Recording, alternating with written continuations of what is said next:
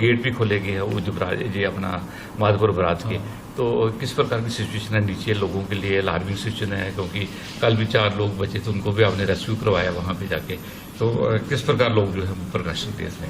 परसों late evening में एक मैसेज आया था, हमें चिट्ठी आ गई थी इनसे पंजाब गवर्नमेंट से, जिसमें यह था कि उन्होंने उसको खोलना है पानी का। तो उसके इमीडिएटली हमने अपनी एडवाइजरी इशू की लोगों को और मैसेज भी दिया, अनाउंसमेंट्स भी करवाई हमने।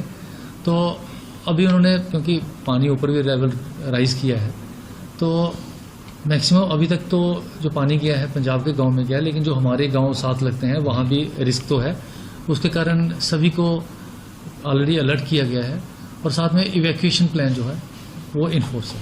जी, तो यानी कल को अगर कोई अलार्मिंग सिचुएशन बनती है तो उसके लिए पूरी प्रेपरेशन क्या है? हमारी तरफ से प्रेपरेशन है। मैं एक बार फिर आपके माध्यम से अनुरोध करूंगा लोगों को कि इस समय थोड़ा संयम और समझदारी बरतने की जरूरत है। जी, जैसे आपने ही जिक्र किया कि कल एक फैमिली जो है वो ट्रैप हो गई रावी में। जी। उस फैमिली को 2 दिन से जो हमारे रेवेन्यू स्टाफ थे उनको रिपीटेडली कह रहे थे कि आप यहाँ से शिफ्ट कर जाओ, लेकिन वो जिद पकड़े हुए थे। और कल ये मजबूरी हो गई कि हमारे सिविल के ऑफिसर और एसएसपी को मौके पे ऑलमोस्ट पूरा दिन वहाँ खड़े रह के फिर इनको निकालना रिस्क पड़ा। पे जाके उनको निकाला गया। रिस्क लेके देखिए कुछ चीज़ें अवॉइडेबल हैं, तो उस चीज़ का ध्यान रखना है। क्योंकि अगर 4 लोगों को बचाने के लिए जो इजीली उनको पहले ही साइड पे हो सकते थे, उनके लिए इतना हमें एनफोर्समेंट भेजनी पड़ी, इतना कुछ करना पड़ा। अगर वो पहले दिन मान ली होती उन्होंने बात, तो यही लोग कहीं और एनर्जी लगाते और जो लोग सफ़र कर रहे थे उनको भी हेल्प करते।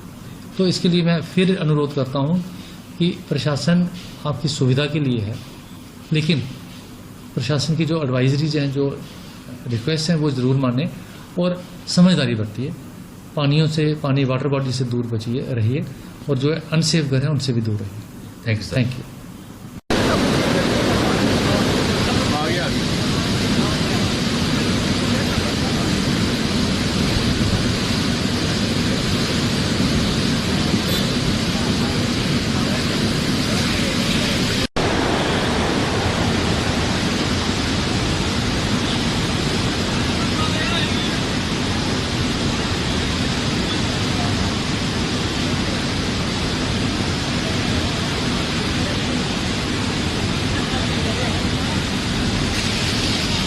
राम सर क्या दिखते हैं, कितनी हालत खराब है? पीछे हम देख रहे हैं कि सारे गेट खोल दिए गए हैं और जो माधोपुर का बराज है, रंजीत सागर डैम का पानी सारा आ रहा है। कैसे हालत है? जी, यहाँ से देखिए, पहले तो हम बताना चाहते हैं कि ऊपर जो है हाई अलर्ट कर दिया है डैम वालों ने, तो जहाँ पर सारे दरे खोल दिए गए। तो इसलिए मैं सबसे अपील करता हूँ कि अपने अपने घरों में सेफ रहें, अपने अपने घरों में रहें, बाहर ना जाएं।